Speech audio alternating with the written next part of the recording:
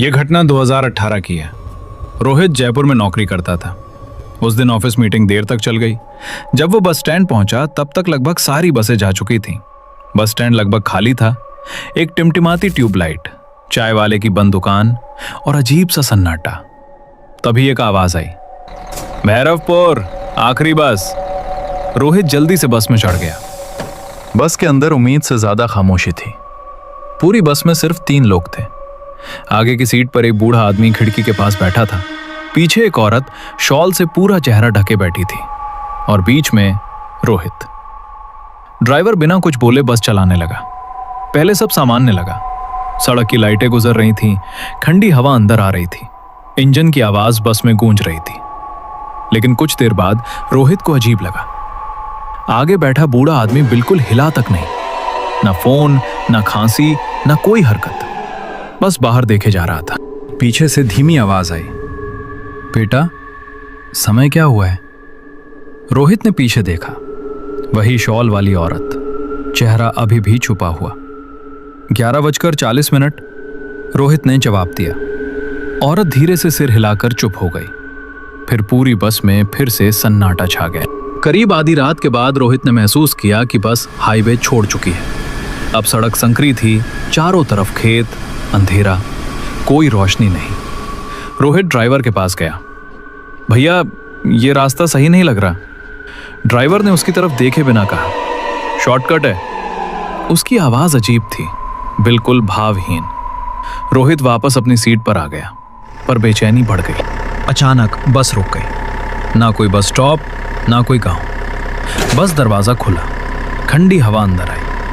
आगे बैठा बूढ़ा आदमी धीरे से उठा और नीचे उतर गया। रोहित खिड़की से देखने लगा।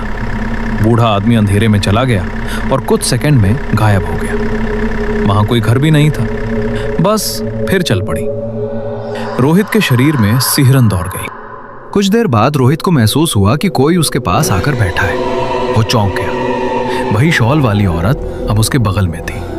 उसने धीरे से कहा, रात में इस रास्ते से सफर नहीं करना चाहिए। रोहित मुस्कुराया, बस पहुंच ही गया हूं। औरत ने पहली बार उसकी तरफ देखा। उसकी आंखों में अजीब थकान थी, जैसे बहुत सालों से सोई ना हो। उसने पूछा, पहली बार बैठे हो इस बस में? रोहित ने हाँ कहा। कुछ सेकंड बाद वो फुसफुसाई, सब लोग मंजिल तक नहीं पहुंचते। रोहित घबरा गया। वो कुछ पूछ पाता उससे पहले ही औरत वापस अपनी सीट पर चली गई। बस फिर रुकी। फिर वही सुनसान सड़क। औरत उठी। नीचे उतरने से पहले उसने रोहित की तरफ देखा और कहा, सोना मत, और अंधेरे में उतर गई। कुछ ही पल में वो भी गायब हो गई। अब बस में सिर्फ रोहित और ड्राइवर थे। रोहित फिर ड्राइवर के पास गया। लोग बीच रास्ते क्यों उतर रहे हैं? कोई जवाब नहीं। ड्राइवर बिना पलंग झपकाए सड़क देख रहा था। उसका चेहरा अजीब तरह से सफेद लग रहा था, जैसे जिंदा इंसान नहीं, कोई मूर्ति हो। रोहित वापस बैठ गया। दिल तेज धड़कने लगा। उसने मोबाइल देखा।